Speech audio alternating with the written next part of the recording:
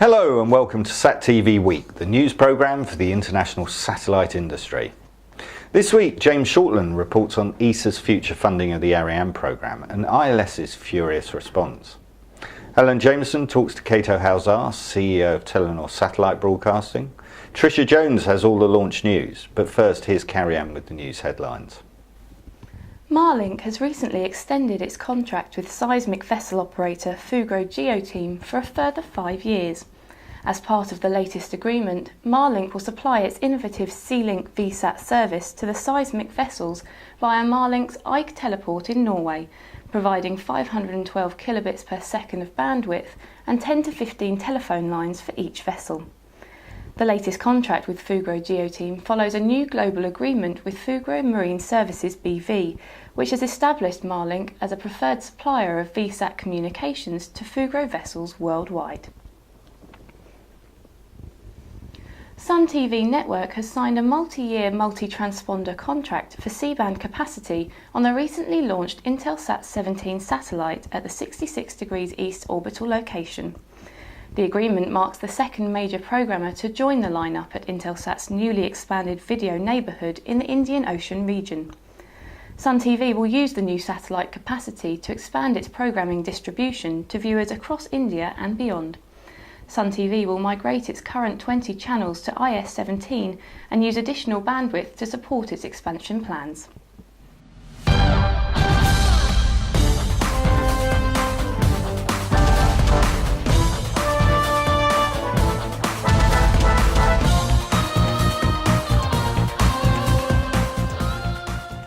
Now, last week, major decisions were made on the future of the European space sector at ESA's council meeting in Paris. The council's approach to funding the Orion programme brought a rapid response from ILS's boss, Frank McKenna. James has the story. Last week's ESA's council meeting adopted a resolution on transparency and short-term measures for the Ariane 5 programme, with member states reaffirming a commitment to maintain the launcher as an independent access to space for Europe.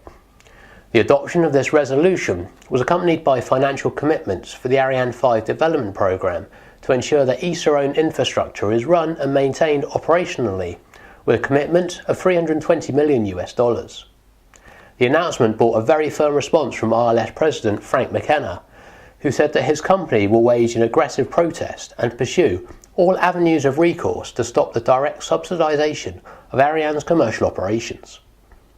McKenna said the continued subsidisation of Arianespace to run their commercial operations at a loss de-incentivises cost reduction and efficiencies, prevents other launch providers from competing on a level playing field, deters new providers from entering the market, and is detrimental to the long-term health of a commercial launch industry. McKenna held meetings with key members of the European Commission and the European Parliament this week to discuss the issues and determine their level of interest in restoring fair competition to the commercial satellite launch sector. With that objective, ILS intends to file a state aid complaint with the European Commission and is also evaluating legal remedies available through the World Trade Organization. At the same meeting, ESA members agreed with their international partners to extend the life of the ISS until the end of 2020.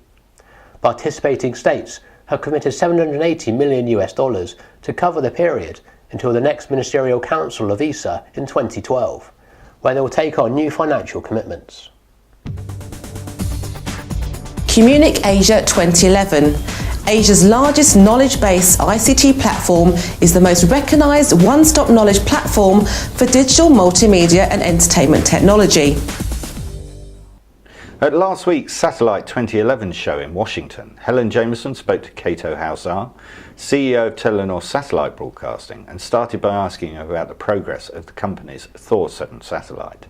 We are really excited about this new opportunity to build for the first time a pure expansion satellite for Telenor. This is not replacing any old satellites, and it will be expansion for our broadcast capacity in Central and Eastern Europe. It will also have restoration payload, so we have backup for our customers in the Nordics and Central and Eastern Europe, because we have very high volume, high value traffic on Tor 5 and 6, and they are pretty much full, so this is very important.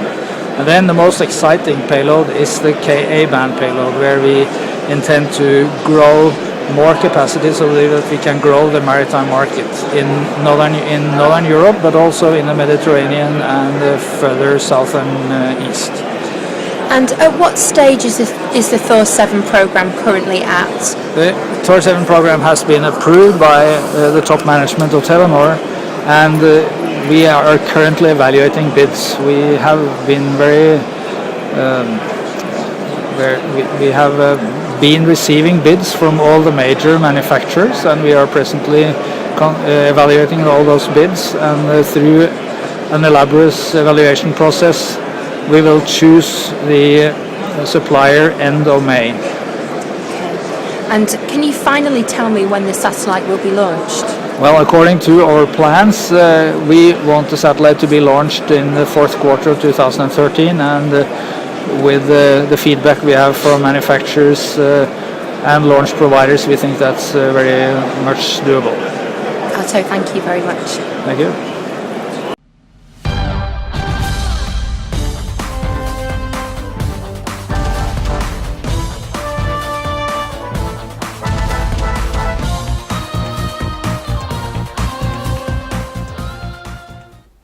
For the first time, NASA has released high-definition video taken during the retrieval of the solid rocket booster segments from the Atlantic Ocean. The boosters provided 144 million horsepower of thrust for the final launch of Space Shuttle Discovery on its STS-133 mission. After each shuttle launch, crew members of the Liberty Star and Freedom Star retrieval ships pulled the spent boosters out of the ocean and returned them to Hangar AF at Cape Canaveral Air Force Station in Florida. To view the complete video, you can click on the link on our homepage. Now here's Tricia with more launch news. United Launch Alliance and XCOR Aerospace have successfully demonstrated a hot fire, a lighter weight, lower cost approach to liquid-fueled rocket engine vacuum nozzles. The new nozzle technology, which uses aluminium alloys, is projected to be less costly and save hundreds of pounds of mass compared to nozzles in use today in typical large upper stage rocket engine systems. The demonstration is part of the XCOR Lynx reusable suborbital vehicle technology program. Following the test, ULA has announced a larger follow-on program with XCOR to develop a liquid oxygen engine. The multi-year project's main objective is to produce a flight-ready LOX LH2 upper stage engine that costs significantly less to produce and is easier to operate and integrate than competing engine technologies. ULA's Atlas V rocket has also been chosen to launch the WorldView 3 Earth imaging satellite into orbit in 2014 for operator Digital Globe. The company is already contracted to launch the GEOI-2 spacecraft in 2012. Lockheed Martin has unveiled the first Orion spacecraft and a spacious state-of-the-art space operations simulation centre. These two major projects, located at Lockheed Martin's Waterton facility near Denver, showcase the NASA industry team's progress for human spaceflight, the Orion project and NASA's multi-purpose crew vehicle. The spacecraft will undergo rigorous testing in Denver to validate Orion's ability to endure the harsh environments of deep space. The Orion Crew Exploration Vehicle is on schedule to conduct its first orbital flight test as early as 2013 and provide initial operational flights by 2016 as required by the NASA Authorization Act of 2010. John Karras, VP and General Manager of Lockheed Martin's human spaceflight programs, said that Orion was designed from inception to fly multiple deep space missions and that the spacecraft is capable of safely transporting humans to asteroids, Lagrange points and other deep space destinations that will put us on an affordable and sustainable path to Mars. And now here's Carrie-Anne with more news. Astrium has launched its next-generation naval terminal, Scott Patrol, designed to extend SATCOM capabilities to smaller ships such as offshore patrol vessels. With the capability to transmit large volumes of data over KU, KA and X bands, Scott Patrol can act as a beyond line-of-sight relay for video, multispectral and radar imagery from intelligence, surveillance and reconnaissance assets such as helicopter UAVs. Bentley Walker has purchased iDirect's SatManage network management system. SatManage is a highly sophisticated suite of web-based software modules that help operators automate, monitor and integrate large hybrid networks with network operations centre-based applications. In addition to the SatManage core module, Bentley Walker has also purchased the customer management and NOC toolset modules. And finally, Roscosmos has changed the launch date of its Soyuz TMA-21 spacecraft, following a review to enable engineers at Baikonur to complete their checkouts. The launch is now set for 4:18 a.m. Baikonur time on April 5 and will occur less than a week before the 50th anniversary of Yuri Gagarin's historic flight from the same Baikonur launchpad to become the first human to fly in space. The Soyuz vehicle would dock with the Poist module on the space-facing side of the Russian segment of the station on April 6. That's all for this week. Thank you for watching.